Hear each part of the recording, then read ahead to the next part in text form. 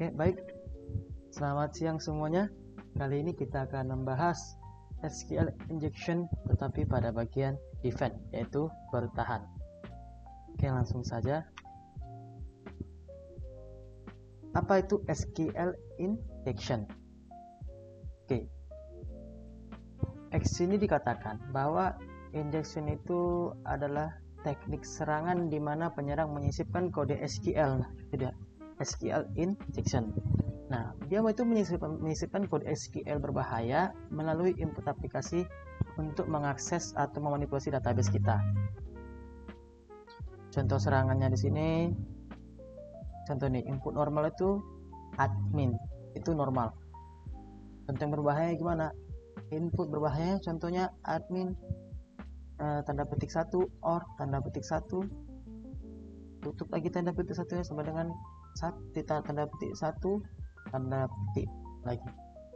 Nah, jadi SQL injection ini terjadi ketika aplikasi web tidak memvalidasi input pengguna dengan benar, sehingga penyerang tadi dapat menyisipkan perintah SQL berbahaya. Serangan ini sangat berbahaya karena dapat bypass sistem keamanan kita.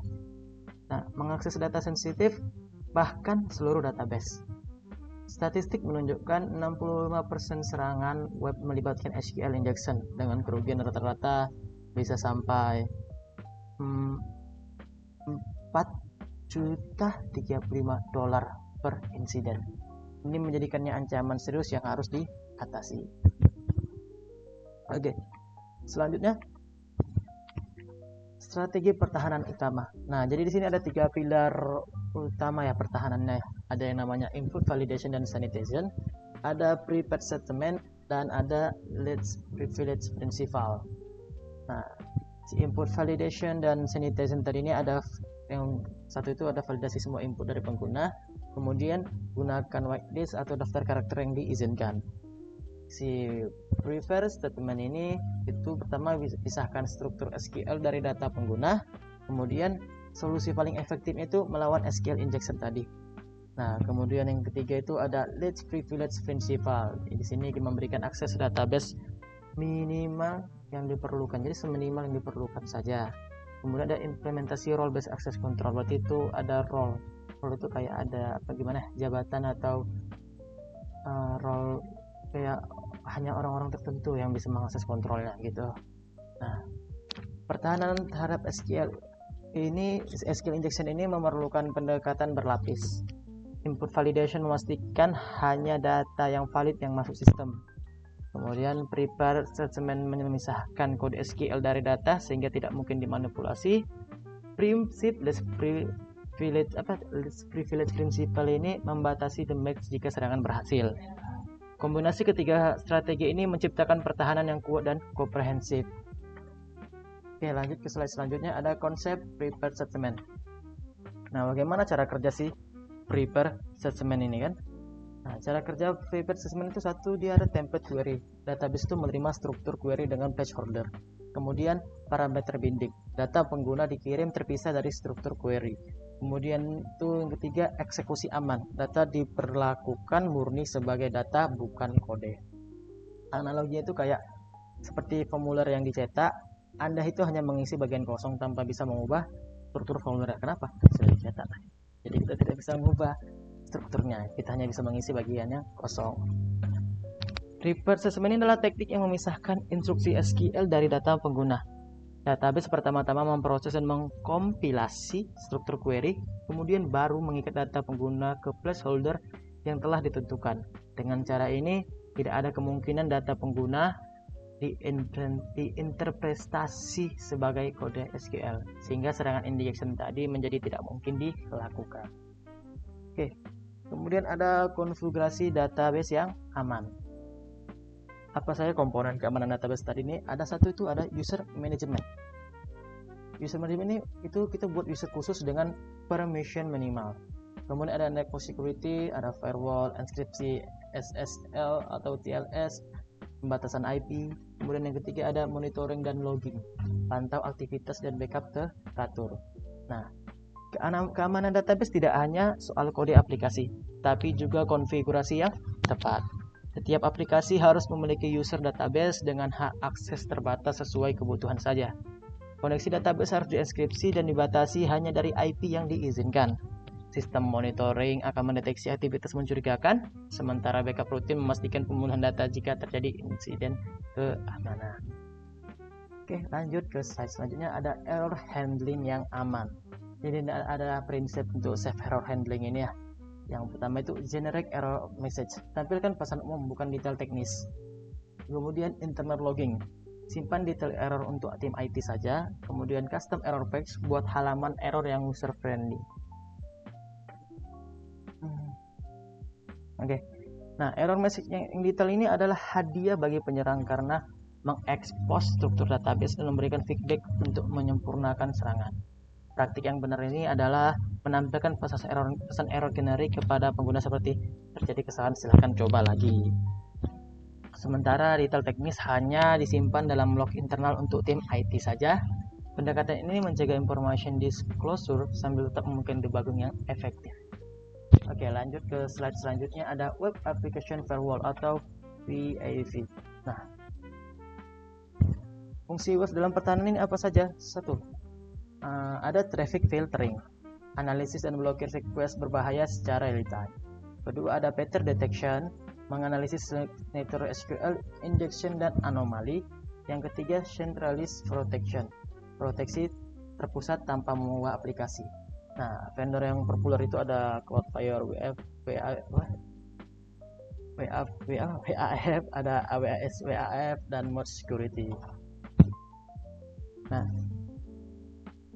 jadi si web application firewall ini itu berperan sebagai lapisan pertahanan tambahan yang berada di depan aplikasi web, dia tambahan gitu. Nah, WAF ini menganalisis setiap HTTP request dan memblokir yang mengandung pola serangan SQL injection.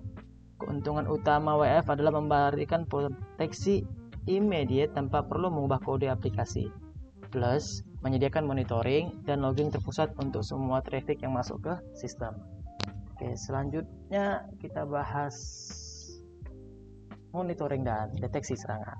Oke, ada indikator serangan SQL injection. Yang pertama, pattern dalam log. Ini tuh query dengan karakter khusus. Ada multiple failed attempts. Kemudian behavioral analysis, respon tidak normal, akses data mencurigakan.